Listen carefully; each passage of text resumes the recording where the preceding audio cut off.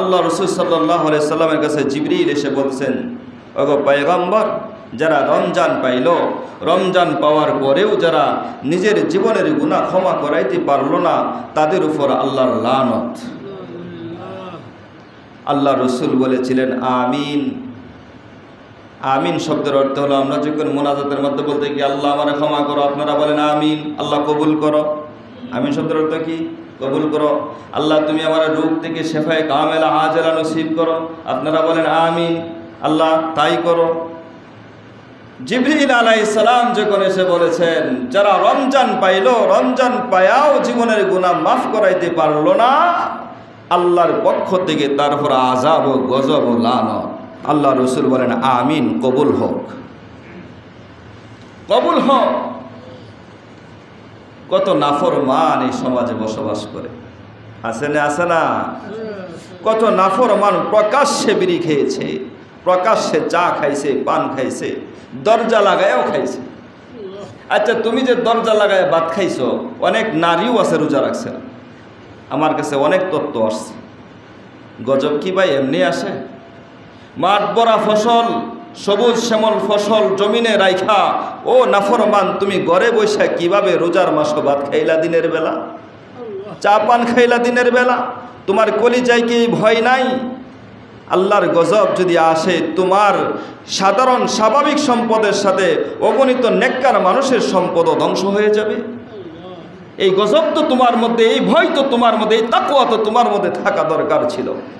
এই জন্য আমাদের ফাজাইলে আমল কিতাবের মধ্যে স্পষ্ট একটা ইতিহাস, আল্লাহ রসুলের পক্ষ থেকে হাদিস আসছে যে উপর তালার মানুষ যদি নিচ তালার মানুষকে সতর্ক না করে, না ফেরায়, ওই যে জাহাজ যদি ছিদ্র করে দেয়, তাহলে নিচ তালার মানুষও ধ্বংস হয়ে যাবে, উপর তালার নেককার মানুষও বাঁচতে পারবে না, তারাও ধ্বংস হয়ে যাবে। গজব তো আসলে নেককার মানুষদের কারণে আসে না, গজব তো বদকারদের কারণে আসে। তখন নেককার মানুষদেরকেও আর বাঁচানো সম্ভব হয় না। চেষ্টা তো আমরা কম করি নাই, বহুত করেছি। আল্লাহ আমাদেরকে ক্ষমা করুন, বলেন আমিন। আল্লাহ তাদেরকে হিদায়াত দান করুন, আমিন। তুমি দরজা লাগায় খাও আর যেমনি খাইছ, আল্লাহ কি দেখে নাই? আল্লাহর রহমত যদি গজবের চাইতে বাহাদুরি বেশি না দেখাইতো, আল্লাহর রহমত যদি গজবের চাইতে পাওয়ারফুল বেশি না হইতো না, তাহলে তোমাকে একবারে জমিনের মধ্যেই দাফন করে দিত ফেরেশতা। রহমত গজব আসে বান্দাকে ধ্বংস করে দেওয়ার জন্য, কিন্তু গজবের আগে আগে রহমত চলে। হাদিসের ভাষায় এসেছে, ইন্না রহমাতি সাবাগাত গজাবি, ইন্না রহমাতি সাবাগাত গজাবি। যখন গজব আসে বান্দাকে ধ্বংস করে দেওয়ার জন্য, রমজান মাসে দিনের বেলা জিলাপি খাওয়ার কথা ছিল না, খাইছে। গজব আসে ধ্বংস করে দেওয়ার জন্য। রমজান মাসে ডাইলের বড়া খাওয়ার কথা ছিল না, তবু সে খাইছে দিনের বেলা। গজব আসে ধ্বংস করে দেওয়ার জন্য। বিড়ি খাওয়ার কথা ছিল না, বিড়ি খাইছে। গজব আসে ধ্বংস করে দেওয়ার জন্য। পান খাওয়ার কথা ছিল না, চা খাওয়ার কথা ছিল না, তবু খাইছে। গজব আসে ধ্বংস করে দেওয়ার জন্য। কিন্তু আল্লাহ রসুল বলেন, ইন্না রহমাতি সাবাগাত গজাবি। যখন গজব আসে নাফরমানকে ধ্বংস করে দেওয়ার জন্য, গজবের আগে আগে আল্লাহর রহমতটা দৌড়ায়া আসে। দৌড়ায়া আয়সা গজব আর ওই বান্দার মাঝখানে এসে দাঁড়ায়া যা, দাঁড়ায়া বলে, এই বছর ডাইলে বড়া খাইছে, আগামী বছর খাইতো না। এই বছর দরজা লাগায় নাফরমানি করছে, আগামী বছর করতো না। আগামী বছর পাওয়ার কি আশঙ্কা আছে? এর আগে তো তুমি মরতেও পারো। আল্লাহ যদি হিদায়াত না দেয়, দুনিয়ার কেউ হিদায়াত দিতে পারবে না, কেউ পারবে না। মাইয়াহদিল্লাহু ফাহুয়াল মুহতাদি ওয়া মাই ইউদ্লিলহু ফালান তাজিদা লাহু ওয়ালিয়াম মুরশিদা। দুনিয়ার কেউ তোমাকে হিদায়াত দিতে পারবে না আল্লাহ যদি হিদায়াতের রাস্তা না দেখায়। এজন্য আমলের জিন্দেগি করা ভাই। এই তো চলে আসছে ঈদ, আমাদের পুরস্কারের দিন আসতেছে। ও ইমানদারেরা, কষ্ট পাওয়ার কিছু নাই, তোমাদের জন্য পুরস্কার বিতরণ করার দিন আসতেছে। আমাদের যখন কোনো প্রতিযোগিতা হয়, প্রতিযোগিতার মধ্যে যারা 1, 2, 3 হয়, যারা ফার্স্ট, থার্ড এবং সেকেন্ড হয়, তাদের জন্য কিন্তু একটা পুরস্কারের ব্যবস্থা করা হয়। হয় কি হয় না? ঠিক তেমনিভাবে যখন পুরস্কারের ব্যবস্থাটা করা হয়, যেই দিন খেলা হয়, প্রতিযোগিতা হয়, এই দিন কিন্তু পুরস্কারটা দেয় না।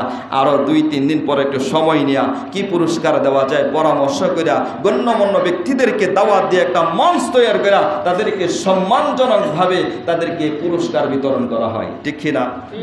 পয়গম্বর আরবি সরকার দু জাহান বলেন, পৃথিবীর মানুষ শোনো, ইমানদারেরা ভালো করে শোনো, কান খুলে শোনো, অন্তরের কান দিয়া শোনো, বাহ্যিক কান দিয়া শুনলে হবে না। আজকে তোমাদের খুশির দিন, আনন্দের দিন।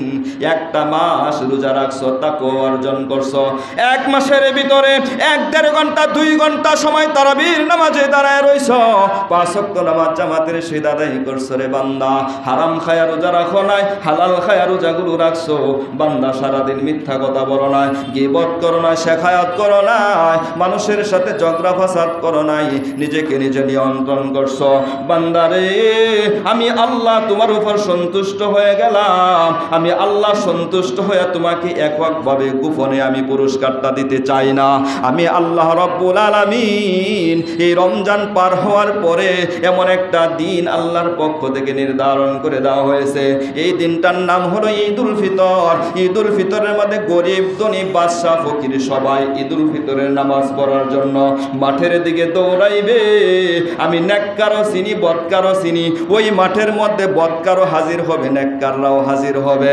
আমি আল্লাহর বিধান অনুযায়ী ওই নেককার আর বদকার সবাই হাজির হবে ঠিক, কিন্তু আমি একমাত্র নেককারদেরকে ওই দিন পুরস্কার দিব।